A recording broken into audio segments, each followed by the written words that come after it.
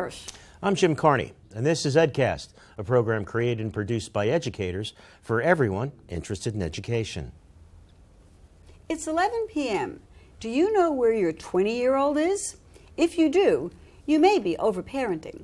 Today, author Julie Lythcott-Haims joins me to discuss what's wrong with how we're raising our kids today and why our practices may be keeping them from becoming fulfilled and competent adults.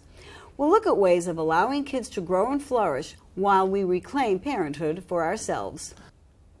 Later on in the program, I'll chat with a retired New York City teacher and administrator who also is a private tutor to students of some very affluent helicopter parents.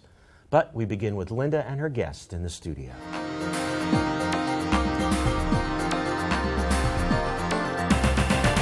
My guest today is Julie Lythcott-Haims, the author of How to Raise an Adult, Break Free of the Overparenting Trap and Prepare Your Kid for Success. She is the former Dean of Freshmen at Stanford University, and she is an award winner for her work with undergraduates. She is a frequent speaker and writer on the topic of parenting. Thank you for joining us today, and welcome to EdCast. Linda, thank you so much for having me. I want to say at the outset that I am probably your target audience. Excellent. I am a baby boomer parent, and I have to own to occasionally being a bit of a helicopter parent. So let me ask you, why do we need a book called How to Raise an Adult?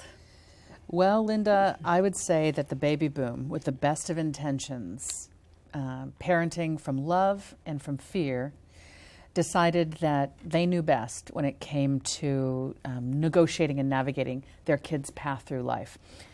Fast forward 20 or 30 years, what we have is a generation of young adults who've been overprotected, given too much direction, and had a parent act as a concierge or a personal assistant. And they get out into the world of work, and they're somewhat bewildered at having to play the adult roles in their own life. Now, it probably hasn't always been this way. I know in your book you talk about some of the social and the cultural factors that you think brought us to this point. Can you tell us what you think happened? Absolutely. So in the early 1980s, there were a confluence of factors that really contributed to what we now think of as helicopter parenting or overparenting. And they were the following. Number one, our fear of stranger danger was born in the early 1980s with a couple of absolutely tragic cases. One here in New York, Eitan Patz's murder, and Adam Walsh in Florida. Young boys who were killed led to sort of a nation's raised consciousness about the possibility of stranger abduction. These cases were tragic, but they were then and are still today infinitesimal in number, and yet our fear, our collective consciousness as a nation around stranger danger was born in the early 1980s. Number two, the self-esteem movement, which had its roots in my home state of California, but really spread nationwide. The sense that we need to applaud kids for just participating, for just showing up. So we began to see the proliferation of trophies and ribbons and certificates for participation rather than for accomplishment. That was also happening for the first time in the early 80s. Number three, A Nation at Risk was published. This was a text that said American teenagers weren't faring well vis-a-vis their international counterparts in an academic sense, so we needed to test more and teach to the test and have homework, packets that prepared kids for the test. And then the fourth thing was the play date. That innocent thing we think of. The Playdate was born in 1984. I think it arose because moms were going back to work and dads weren't exactly staying home. And the question of how would kids play arose. If no one's home to throw the door wide open and say, go out and play till dinner, what do you do? So parents began organizing playdates, seemingly for, logical calendar reasons. However, we began not only organizing play, we began involving ourselves in play, intervening. If the kids weren't getting along, if they needed help figuring out what to do, parents really began showing up in the work of childhood, which is play, and structuring that play in ways that turned out to be detrimental. So when you have the play date, the self-esteem movement, A Nation at Risk, and stranger danger, all as a focus and a set of concerns in childhood, the result of that was, fast forward 15, 18 years, you had kids who were 18 coming to college, having been raised under that kind of cloaked childhood, They came to college with their parents. Okay, so let's talk about some of the concrete ways you think we overparent. Yeah. What do we do? Okay, we show up at college. What else? People talk about helicopter parenting, snowplow parenting, curling parenting, Black Hawk parenting. Oh, I didn't know there were so many. There are so many different ways to describe it. There are 3 types. Okay.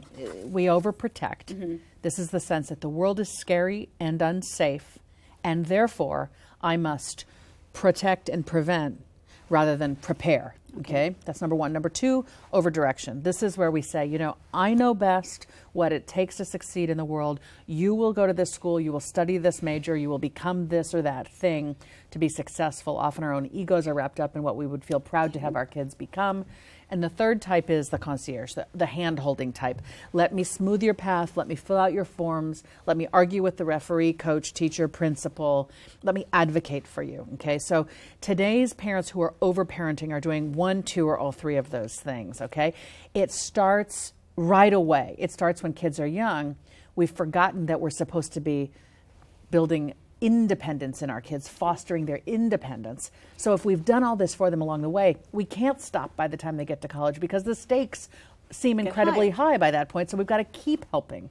Now, I have just before the taping of this show, not 2 hours ago, I was talking to a friend of mine who I know had intervened in some college things, and I told her about the interview today.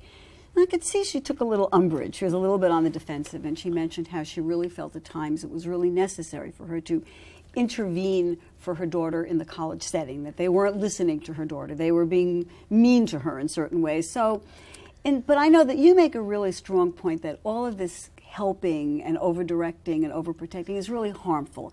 How do you view this as harmful? Why is this a bad thing?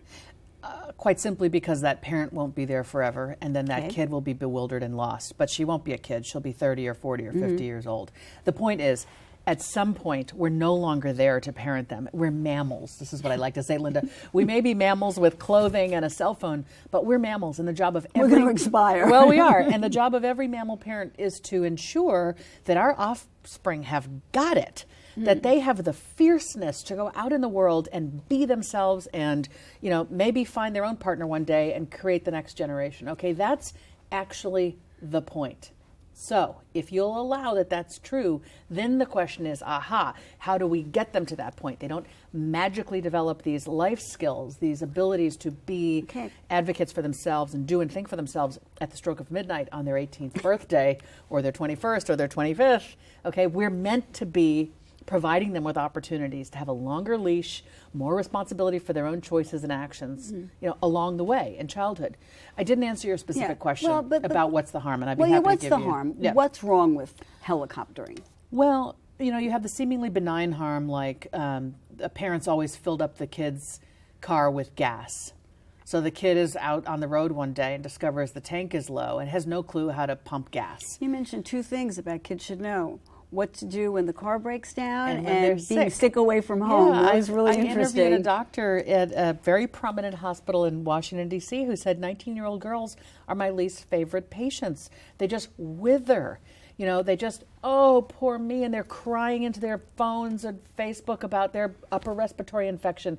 And, the doctor is saying, like, come on, get it together. You're not dying. You've got the, so they can't handle certain things on their own. They can't. Okay. What else may happen to them later on in life that we will regret that we've overprotected, overdirected? Okay, so they lack life skills. They can't, do their laundry. They can't make a meal. They can't take public transportation.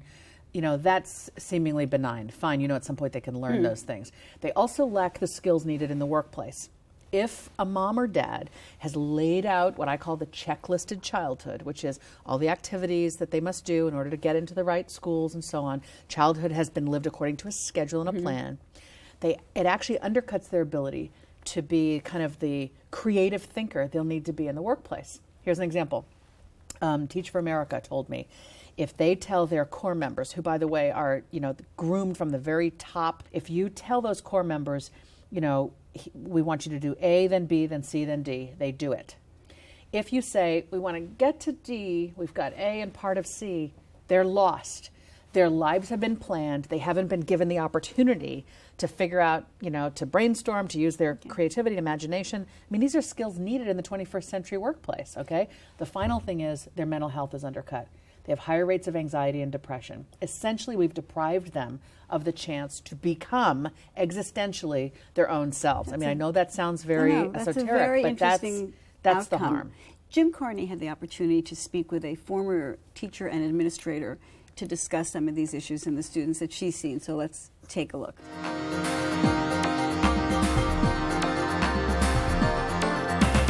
Recently retired, Christina Santiago is a 30-plus year veteran of teaching gifted and talented children in grades pre-K through 5. In your experience as a teacher in the New York City school system, what have you run across in terms of parent involvement or maybe over-parent involvement? Over the span of my career, I have encountered many different types of parents. With the, like I said, with the little teeny ones, the parents wanted to come in right away and do everything for the child. Usually they came to school to the door with their child, wearing their child's backpack, not the child. And then they wanted to go in and put the child's things away. And then they wanted to sit down and actually even play with the child. And I'm at the door, so I'm just letting the child go by, not the parent really, until the parent hands the child the backpack.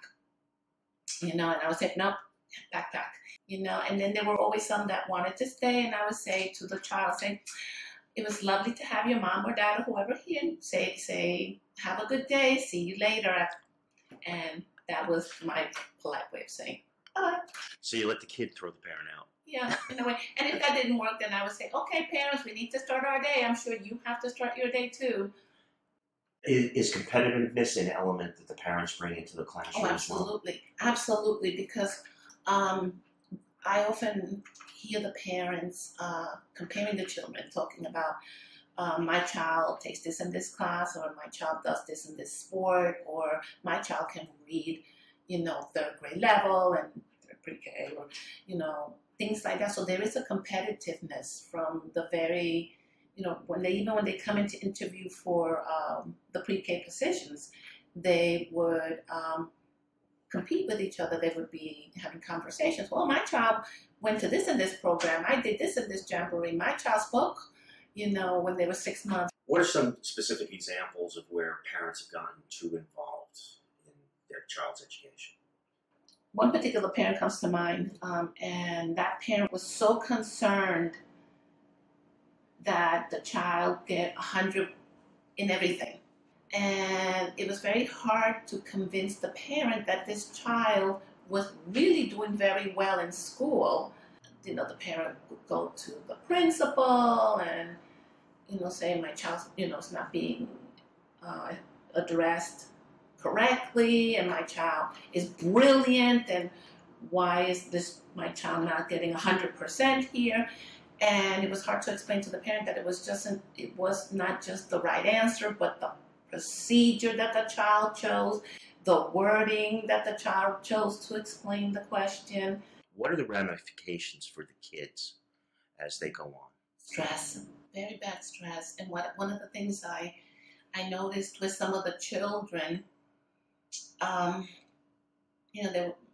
had come across parents that were had programs like tutorial programs for their children, or tutors when the child didn't really need a tutor, because they felt like their kid needed to achieve higher and higher. Like if the child was in 3rd or 4th grade, they felt the child should be doing 6th and 7th grade work.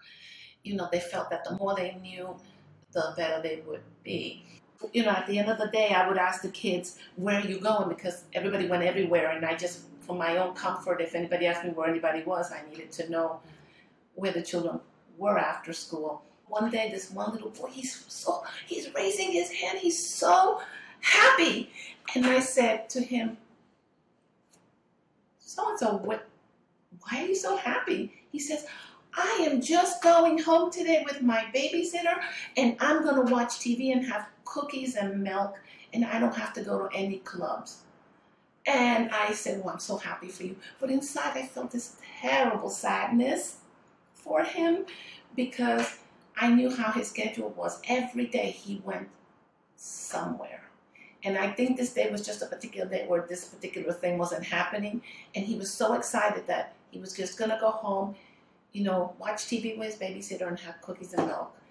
And, sometimes you just gotta let your kids be kids and play and go in the mud and take the lead from them. They all don't have to go to dance and music and sports.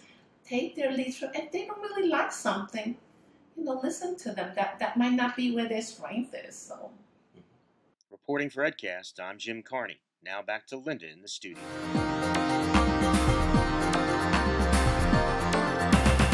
Obviously, as you point out in your book, I mean, there are certain kinds of parents who have the wherewithal and the affluence to really be able to do things for their kids. But you point out, as you said earlier, that we're noticing that college kids are suffering from depression or having mental health issues. Do you really see this as a result of this overparenting approach? Well, certainly that was my hunch when I first wrote on this issue 10 years ago. I did an op-ed piece for the Chicago Tribune, and I was just this college dean who was worried about what I was seeing in my students. They seemed under-constructed as adults, and I couldn't even tell you what I meant, okay?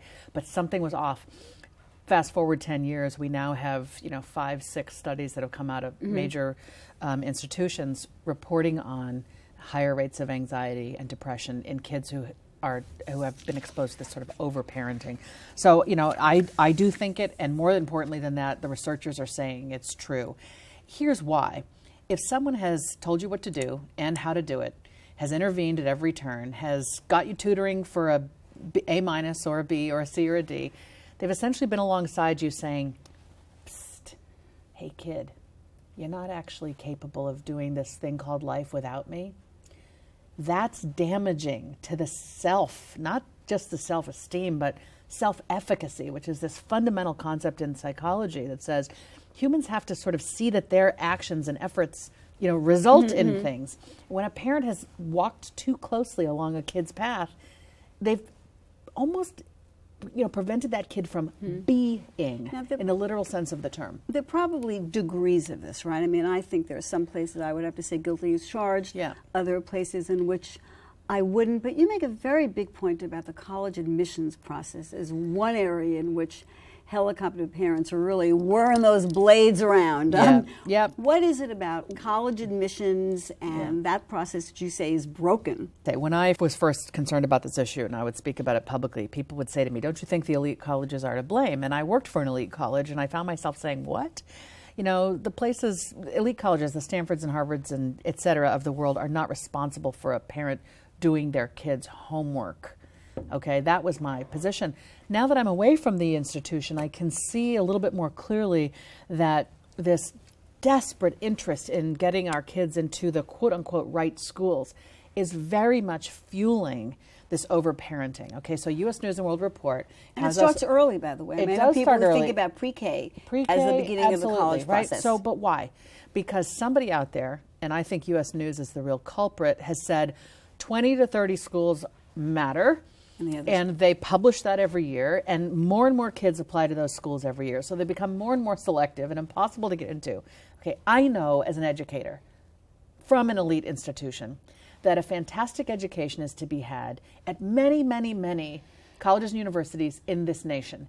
And if we could all widen our blinders a bit and be willing to entertain that our kid might have a fantastic education at a school no one has heard of, which happens all the time, if we can accept that and embrace that, we'll be doing our kids a favor and, contributing, I think, to the lessening of this sort of crazy arms race that we have currently underway around getting into, those so-called best schools.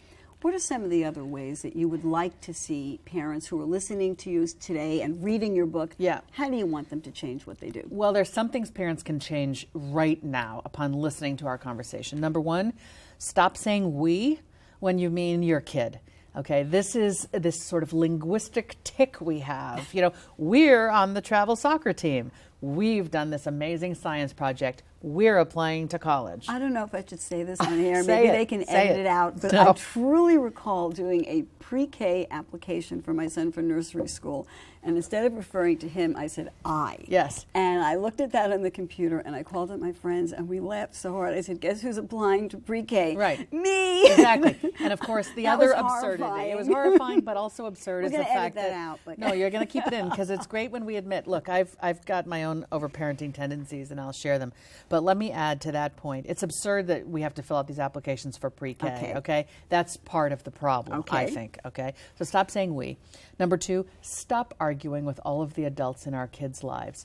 We have decided that we know best when it comes to all things. So instead of regarding teachers and principals and coaches and referees as respected authority figures in our kids' lives, we're constantly there to second guess them at every turn, okay? Sometimes we do need to question what's going on. It's actually not we who need to, it's our kid. We've got to teach our kid how to have those conversations. I'm going to go back to my conversation with my friend. Yeah. I have to now. Yeah. Can we really expect our kids to always be able to advocate? Can they really hold their own against adults? My friend's example They was... will never be able to if we don't Okay. train them to, okay? So hopefully by 18 they can. We send them to fight and die for our country at 18. Well, that's true. They can't talk to a But professor. they also can't drink at 18. Fine, So let's call it 21 then, okay? Okay, all right. Maybe even 25. Whatever, okay. Except that at some point, they seem like wimpy, veal-like, adults if they can't do these things for themselves. So no, an 8-year-old cannot advocate for him or herself like an 18-year-old can. But if we don't give them those moments and opportunities, go talk to your teacher. You need some extra time on an assignment. You don't feel good about the grade you got, go tell your teacher why you think you deserve a better grade. These are conversations kids can have with teachers. Now, I know you've already heard this before, but it certainly comes up when you read the book, and that is, well, if I stop first, if I don't help my young child with the Right. essay, if I'm the only one Right. who's making my child do this alone, and all the Yeah. other kids are getting help, Yeah. my kid's going to suffer. Right. And I know you have some responses well, okay, to that. So fine. So maybe those kids who are being overhelped will get the better grade and will get into the quote-unquote better school. You have to be okay with that. And I realize I'm saying that, and it's going to take me saying it 1,000 times before people believe it. Because what I'm actually saying is the manufactured kids whose parents have done their homework, which, by the way, is tip number 3, stop doing their homework, those kids emerge with whatever grade they've gotten enhanced by the parents' involvement. Those kids know they haven't done the work. That's where the psychological harm comes, At some point, that's this sort of invasive cancer that pervades their psyche, okay? You don't want that for your kid. You'd rather them have the lower grade and the mental health that's strong. That's what I believe. You mentioned a couple of things. You mentioned the skills you think kids need to have before we send them out in the world, and you also present something that you call good suffering. In other words, there are certain negative experiences in life that kids should experience in order to help them. Do you want to talk about that a little Sure, bit? and I got that phrase from Wendy Mogul, who's the author of The Blessing of a B- and The Blessing of a Skin Knee. It's her phrase, not mine. Life is hard. Life is challenging. We've got to prepare our kids to cope with what comes, not pretend that we can always be there to prevent it. That's kind of the meta message. So that means when they don't get invited to a birthday party, or they have to miss a fun event because there's a family obligation, or they break something, a vase in somebody's house, or, etc. That hurts a kid. It's hard when they go through those things, but we have to almost sit on our hands and bite our tongues and nod to ourselves and say, they needed to learn that lesson. They learned something from those quote-unquote failures and disappointments and heartaches. And we're not actually serving them well by trying to prevent those things from ever happening. Because then they get out into the world when they're 18. If they haven't experienced those things, when failure does come in the form of a bad grade or a roommate who's not nice or a professor who's mean, they don't know how to handle it because childhood has not prepared them. Now, you also talk about how we should give children back their childhood. And so what are some of the things that we don't do anymore that we should be doing to allow kids to become the kinds of adults that we want to see? Well, the checklisted childhood, which is this, intense focus on the right schools, a lot of homework, the right activities, the right enrichment, and so on, means there's no time left in childhood for free play. So not only do we have the play date concept, which is parents must schedule play and watch it, hover over it, intervene, we also have a lack of time in a child's life to play. Who cares? Well, we did have that. Okay. I with had your that. kid? No, with myself. You sure. played. I hope for my son, but Of certainly course. for me, I remember. And I did too. But let me tell you, it's not just fluff. Play is the work that children do. Peter Gray is a professor, I think, at Boston College. He's a guru on play, and he talks about how Crane, CUNY has essential talked about it that is. too. Okay, exactly. That they play. That's when they learn to use their imagination and their creativity. You know, that big box of 1,000 Lego pieces is a wonderful thing to play with. That Lego model of an airplane, where all you can make is an airplane, is not a wonderful toy, okay? That's the difference. So they need unstructured playtime, and guess what? It matters for the workplace. Stuart Brown did a TED Talk in 2000 and something, 6 maybe, where he said, NASA, Boeing, and Jet Propulsion Labs want to hire people to work there who tinkered as children. Doesn't matter if they were #1 in their class from the #1 engineering school. They want to know the person played, tinkered, figured stuff out, had the inclination and the ability to do so as a child. We're running out of time, so I have to ask you, I know from reading your book that your son, who you mentioned, must be either applying to college or looking at college or He's a going rising junior. All right, so I want to ask you, Yeah. how have you adjusted the college search? What are you doing differently? What are you doing that reflects the things that you're speaking about in this book that we can learn from? Yes. First of all, it wasn't that long ago that I applied to college. It was. I mean, it was the mid-'80s, but my parents had nothing to do with it. And I'd like to have as little to do with it as possible. And are you? Oh, well, right. So that's the ideal. The reality is I'm in Palo Alto, California, where everybody is helping their kids figure out college. And so in our family, we try to be an antidote to the craziness that's out there. You know, I've talked to him about, you know, the importance of fit and belonging. Don't go to a place. Don't set your sights on only the biggest brand names. You know, this isn't, you know, designer clothing you're picking out. It's a college. It's 4 years of your precious young adulthood. And I'm encouraging him to focus on schools that offer strong science programs because he loves biology. You know, and I don't care whether it's a school anyone has heard of. I want it to be a school that will teach my child well. And I know, as an educator, that some of the best teaching happens at those small liberal arts colleges no one has heard of, and at community colleges. You know, we have to let go of this trumped up brand name elitism. Those aren't often the best places to get an undergraduate education. I want to thank you so much for joining us today. I could continue talking with you for hours, but I want to thank you so much. This is a very provocative book. It gave me a lot to think about, even though, as I said earlier, my ship may have sailed a little bit, but it still gave me things to think about that I actually began incorporating while I was reading the book. So I want to thank you. And Julie Lythcott-Haims, the author of How to Raise an Adult, Break Free of the Overparenting Trap and Prepare Your Kid for Success. We didn't talk about how parents are suffering too. So parents are suffering too. Parents too. So thank you so much for joining us. Thank you, Linda, for having me. Don't go away. We'll be right back with our Ed Bites.